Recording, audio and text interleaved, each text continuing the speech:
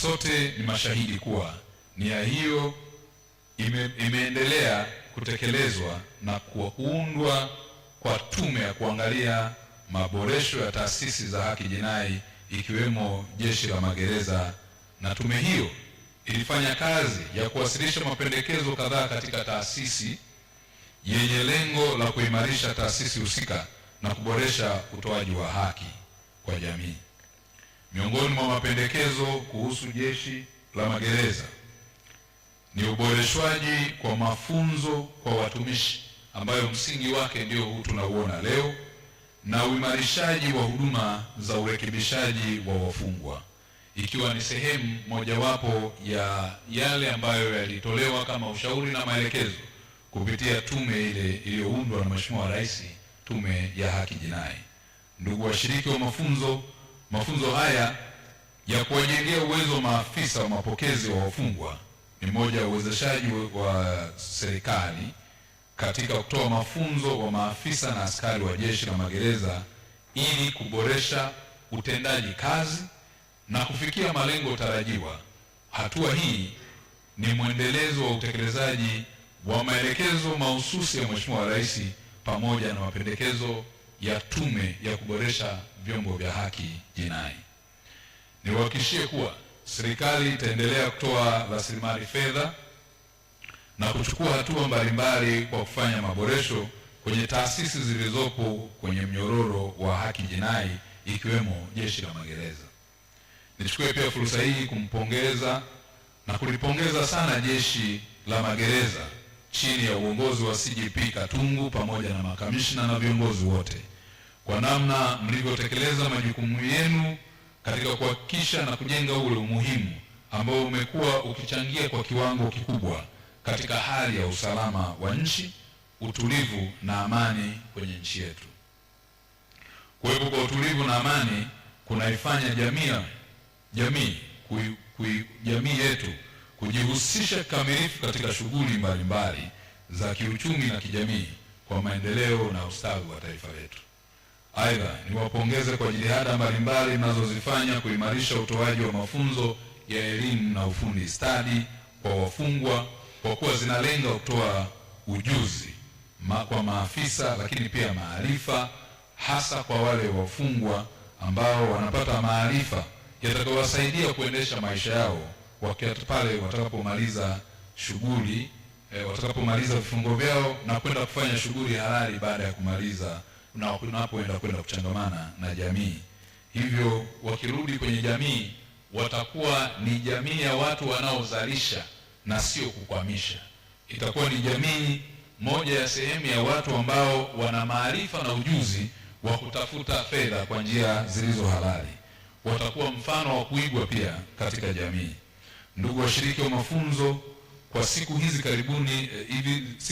za hivi karibuni nimeshuhudiwa kuwepo kwa mabadiliko makubwa ya maendeleo ya sayansi na teknolojia, hali hii inayopelekea kubadilika kwa mbinu na aina za uhalifu katika jamii. Hivyo ni jukumu letu kuandaa programu za urekebishaji wa wafungwa zinazolenga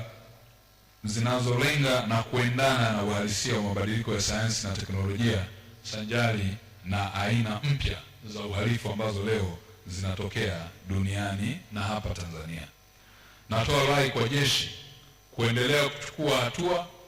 zinafanya na kuhakikisha kwamba wafungwa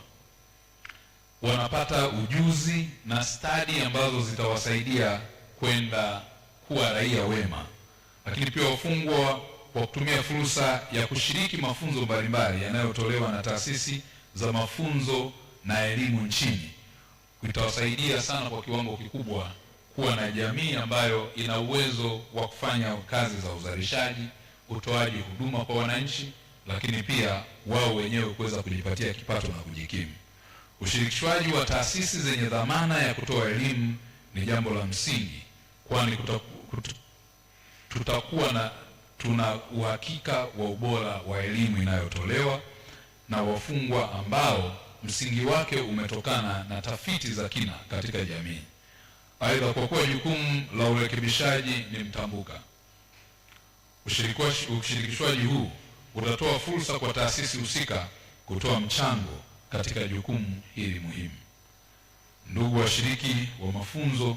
uandaaji wa mwongozo na wa utekelezaji wa programu za utekelezaji wa hatua muhimu katika uboreshaji na utoaji wa huduma za urekebu kwenye magereza yetu kwa hatua, na kwa kuwa hivi vyote vinachangia katika hali ya usalama wa nchi, kuimarisha uchumi na ustawi wa jamii. Aidha, utekelezaji wa mwongozo huu unatoa fursa kwa wafungwa kufanyiwa tathmini ya kina na hatimaye kuchangizwa kwenye programu stahiki ya urekebishaji kulingana na mahitaji. Vile vile kunarahisisha utenganisho wa wafungwa na jamii, hivyo kupunguza changamoto za wafungwa waliomaliza kutumikia vifungo vyao magerezani na kurudi kutenda tena makosa, kwa sababu mnafahamu wapo ambao wanamaliza kutumikia vifungo vyao, badala ya kurudi amerekebishika kimaadili, lakini pia kimienendo, na kwa sababu anakosa majukumu ya kufanya, analazimika tena kurudi kwenye hali ya wizi au upolaji au kufanya makosa mengine ambayo ni ya kijinai, na kupelekea kufungwa tena kwa mara nyingine na kurudi kwenye makosa ambayo kimsingi jukumu letu sisi kama Jeshi la Magereza linakuwa halijatimia kikamilifu. Pale wafungwa wanapofungwa na wakwenda kwenye jamii, akaenda kule kwanza akaonekana amebadilika kwa maana ya maadili, mienendo yake, amekuwa mtu muungwana, na hatimaye amekuwa anashiriki kwenye shughuli za ujenzi wa taifa lake, anashiriki kwenye shughuli za jamii, anashiriki kwenye shughuli za kuingiza kipato halali na kubadilisha maisha yake. Maana yake ni kwamba itakuwa ni kielelezo kwamba jeshi letu la magereza linatekeleza wajibu wake muhimu na lengo la kuasisiwa kwayo.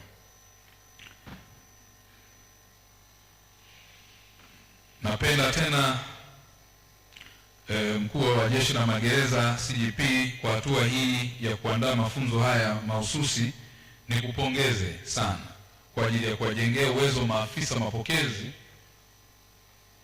ambao wataenda kufanya kazi ya kuwasaidia wafungwa, kwanza kuanzia kwenye hatua ya kuwapokea na mwongozo wa utekelezaji wa programu ya urekebishaji wa wafungwa. Ni imani yangu kuwa mafunzo haya yatatoa uelewa wa kuwajengea uwezo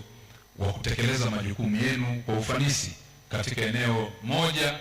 la kupokea wafungwa, kwa maana ya mapokezi ya wafungwa. Lakini hatua ya pili itakuwa ni wafungwa na hao mahabusu ambao ni kama eneo moja, lakini wanatofautisha kulingana na tafsiri zao katika